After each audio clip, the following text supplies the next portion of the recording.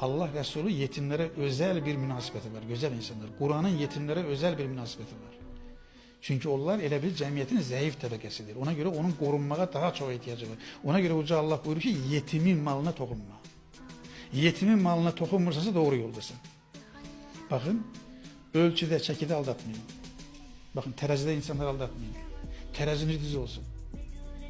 5 gram, 10 gram, 100 gram artık eksik çekip neye kazanacaksın? Bakın insanlar bu hamımızın başına gelir de gelip evde malının ona az verildiğini görende özünü çok aşağılanmış hissedir. İncinmiş hissedir. Çünkü sen onu insan yerine koymamışsın. Onu aldatmışsan. Bak bu neye yol açır? Düşmançılığa yol açır. Ve aynı zamanda aldattığınız adamlar bir daha sizin müşteriniz olmurlar. Dürüst olun, dürüst. Sonra bak ne deyip danışarken hakkında danıştığınız yakınınız da olsa adaletli olun.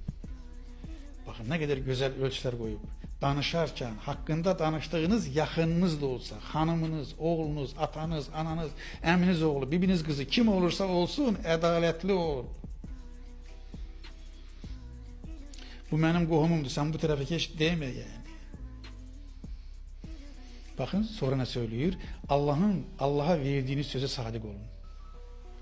Bak güzel insanlar, Müslüman olmak Allah'a söz vermektir. Bu kelime-i şehadet söylüyor. Kelime-i şehadet söylemenin mesajı nedir aslında? Mesajı budur ki Allah'ım ben sana söz veririm ki senin buyurduğun gibi yaşayacağım. Bakın Allah'a verdiğiniz söze sadık olun. Allah'a söz verirsiniz. Bir senet imzalayırsınız. Deyirsiniz ki sizin buyurduğunuz gibi yaşayacağım. Allah'ın buyurduğu gibi yaşayacağım deyirsiniz. Allah'a verdiğiniz söze sadık olun deyir. Sedakatli olun.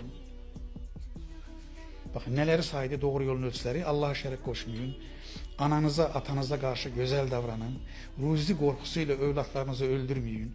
Açık veya gizli hiçbir günaha yakınlaşmayın. Günahsız insanı öldürmeyin. Yetimin malına toxunmayın.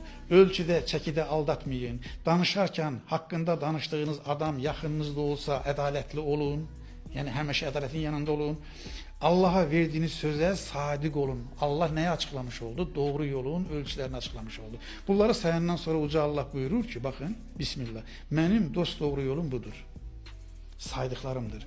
O halde bu yolu izleyin. Farklı yollara sapmayın ki sizi onun yolundan uzaklaştırmasınlar. Yani insan Allah'ın yolundan başka bir yol seçmese şeytan onu uzaklaştırabilmez. Yani hidayetten çıkarabilmez. Delalete sürükleyebilmez. Allah Kur'an-ı Kerim'de buyurur ki benim has kullarımın yani varlığını mənə təslim etmiş gerçek kullarım üzerinde şeytanın hiçbir tesiri yoktur.